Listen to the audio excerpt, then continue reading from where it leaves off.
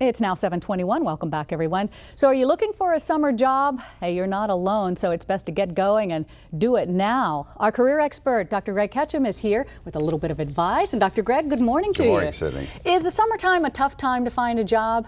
Well, it is, except for the fact that there are a lot more jobs available. If we're talking about high school kids or college kids, the theme parks, amusement parks, national parks, that kind of thing, those jobs open up in the summertime. So there are more jobs available. Okay, well, let's talk about what do you have to do to get started. And, you know, I hate to say, they probably should have started a little bit earlier, but if you're just now waking up and going, oh my God, or your parents are saying, oh my gosh, go get a job. How many teenagers do you know that plan ahead like right, that? Right, exactly. Well, the first thing you really want to do is do your research, Sydney.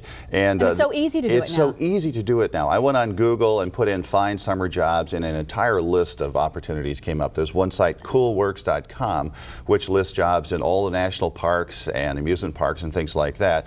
You want to get on there and find out something about the company itself if you're looking for a particular company, because that's really impressive to employers. Yeah, and again, if you're not familiar with the search engine, it's www.google.com. Very, very easy to use. Very easy to do. I remember the old days of knocking on the doors. Yeah, or looking in the phone book, telephoning. That's right. When people look, even though it's a short-term job, shouldn't they be looking ahead and saying, what can I make of this job? It may just be mowing lawns or working part-time, but it's still important to look at the potential. Yeah, you don't want to throw away jobs on your resume. If you're 16, 17, 18 years old, you want to try to find something that lines up with your career interests. For example, if you want to work with kids, look at a summer camp where you're working with kids there. If you're interested in technology, try to find a job that has to do with technology, even if that's taking care of the computer system at a summer camp, for example. Okay, anything that will help on a resume, because it's so tough to get those things when you're first getting out of school. All right, another thing too, working for family and friends. We remember the old days when you were begging for a job and the only people you knew were your family and friends, but it still works, doesn't it? It does work, and if you're a sole proprietor or you're a married couple, you have your own business, you can hire one of your kids under the age of 18 and you can pay them up to $4,250. You deduct that on your payroll so that that's savings for you, and the child can shelter that income. There's no Medicare, Social Security, or income taxes upon that amount, so it's a win-win for parents and for the kid.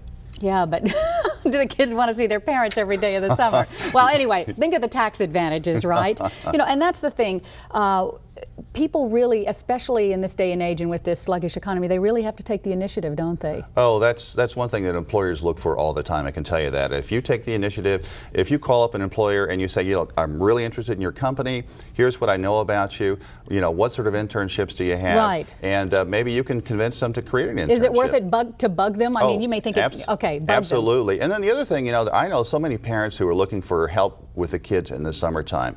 If I were looking for a job in the summertime right now, I'd get 5 or 6 kids together who knew how to work with kids. I'd go around and get some customers, and I would be the supervisor, and I would make those kids go out, not make them, I would provide an opportunity for them to go out and work. Okay, quickly, just some takeaway tips for the viewers. Okay. All right. Do your research for sure. Do your research first off. Second thing, don't overlook that family and friend network. 60 to 85% of people get their jobs through networking. And third, create your own job or internship. Get on the phone, make those telephone calls. Okay, take the initiative. That's Dr. right. Greg, thanks so much for coming in. You're welcome. Greg Ketchum.